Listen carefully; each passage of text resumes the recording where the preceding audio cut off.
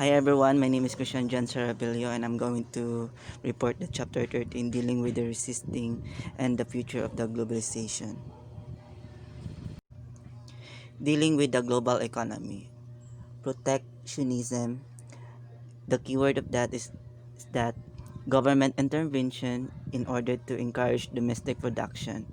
This encouragement involves giving a preferential treatment to domestic producer and discriminating against foreign competitors.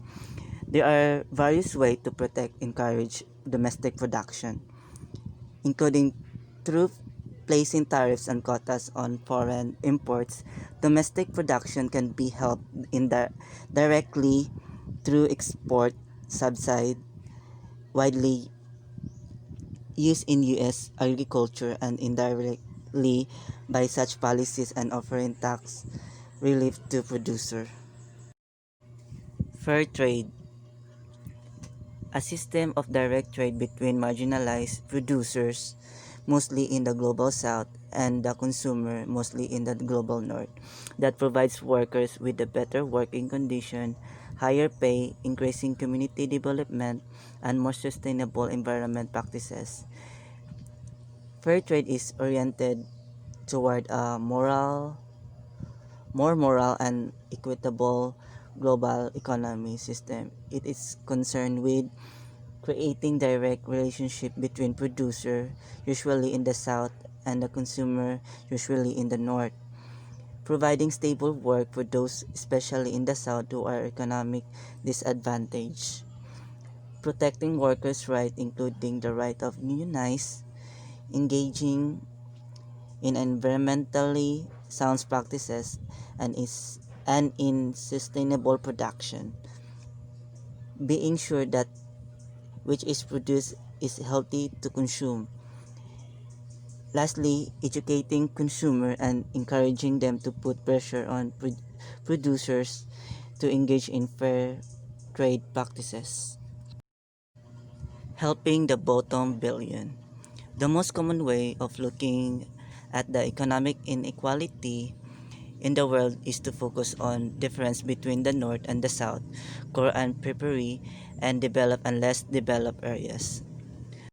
However, studies shown that the impacts of the foreign aid are mixed, and many development experts are critical of its rules for the variety reason, including the fact that while some aid will help, the effect tend to diminish and increases.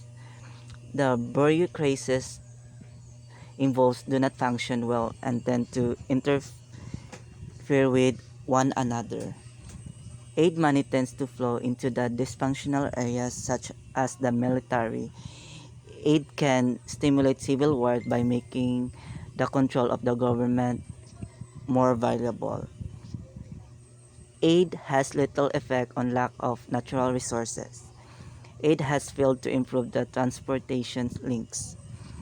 Lastly, aid has really alleviated the problem of the bad governance. Dealing with political globalization, accountability. In a world of increasingly global organization, including political organization, the issue of accountability is increasingly important. All political organizations, including the nation state, they need be held more accountable for their action. One route to ensuring accountability is to have enhanced surveillance over such organization in order to be sure that they operate in accord not only with their own rules and regulation but also with the international norms about how such organizations should behave. Another route involves having more organization and individuals involved in what these political organization do, and greater dialogue and reciprocity among those who have a stake in them, the stakeholders. Transparency as used in science, engineering, business, and the humanities and in other social contexts is operating in such a way that is easy for others to see what actions are performed, according to Google. Peter Eugene says one way to assess political transparency is using data provided by Transparency International or TI. TI is an international non-governmental organization, INGO, founded in 1993 by Peter Eugene. And also he felt he had been forbidden from addressing the issue of corruption in many nations throughout the world because it would be adversely affect the bank's image. In 1995, Transparency International or TI created the Corruption Perception Index or CPI. The CPI is based on and brings together a number of studies of the perception of experts on corruption in their countries. Least corruption countries such as Denmark, New Zealand, Finland, Sweden, Switzerland, Norway, and Singapore. The most corrupt countries are Somalia, South Sudan, North Korea, Syria, Yemen, Sudan, Yemen, Afghanistan. Some other countries of interest such as United States, Japan, Brazil, China, and India are tied. Transparency International notes that the extreme economic inequality and political capture are too often interdependent. Left unchecked, political institutions become undermined and governments overwhelmingly serve the interests of economic elites to the detriment of the ordinary people. Overall, Transparency International seeks the world free of corruption and with far greater transparency. However, there are various barriers to this, notably the global concern over the terrorism, which is leading to greater secrecy and opacity. Resisting globalization. Resistance, like globalization itself, must be seen as being highly complex, contradictory, and ambiguous, ranging from the radically progressive, the positions taken by the WSF and its participants, to the reactionary and conservatives, including the frontier style, self-determination, isolationism, fundamentalism, neo-fascism, and ultranationalism. In addition to making intermediate gains, the resistance movement could constitute the beginning of the global civil society, of the new public sphere that might uphold such progressive values and autonomy, democracy, peace, ecologically sustainability, and social justice. However, when the expected positive result did not come true, so that even the most prominent figures among the supporters of the neoliberal economy restructuring having started to talk about the human face globalization. The group that focused on the negative consequences of the globalization gave rise to emerge to an anti-globalization movement. People's interpretation and understanding of new liberal economic policy are important in the global protest movement. The global rise of populism. Populism is a political style through which politicians contrast themselves with the elite and claim to speak on behalf of the people via public performance and bad manners and perceived crisis. In this conception, the political leader is seen as the performer and the people as the audience, and the crisis and the media are the stage on which populism plays out upon. Emergent populist leader seeks to appeal to the people in the contrast of the elite or the establishment the system, and etc. It is the people who are aggrieved, taken advantage of, duped, ripped off, often by the supporters of globalization and global flows.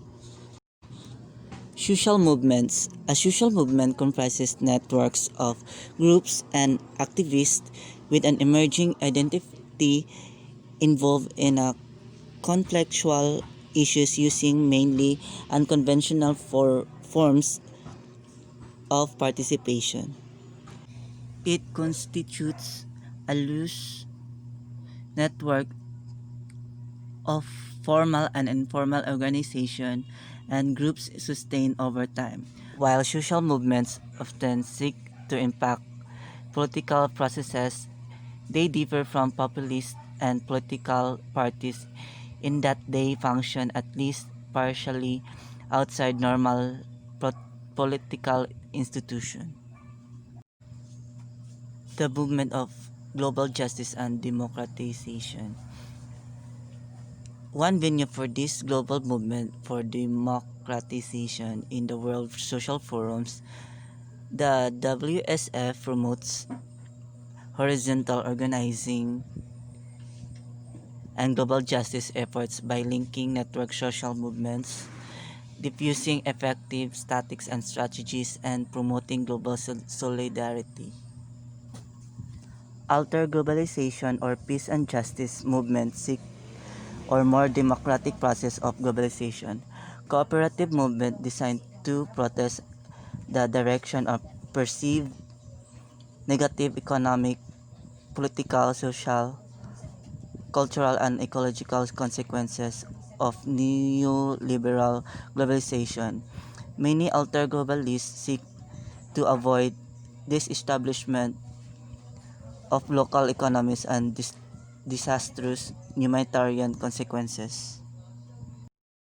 The futures of globalization. The future is multidimensional. Some foresee the continuing expansion of both globalization in general and specific globalizations. Others have a far more pessimistic vision of Mad Max scenarios that could well end the current era of globalization. Jeffrey Frieden, he is quite aware that the globalization, especially the economic globalization, did re-emerge and grow enormously in the last half of the 20th century and into the early years of the 21st. Frieden does not believe that its future is necessarily assured. The major impediments, on the one hand, supporters of the globalization want to gain greater control over it and its vagaries, the difficulties through better forms of global governance. On the other, critics of globalization see the need for greater accountability through the creation of various political institutions that can exercise control over global markets. A Mad Max scenario for our global future. This refers to a movie series that deals with an apocalyptic vision of the future, with the people thrown back into the primitive and extremely violent ways of life.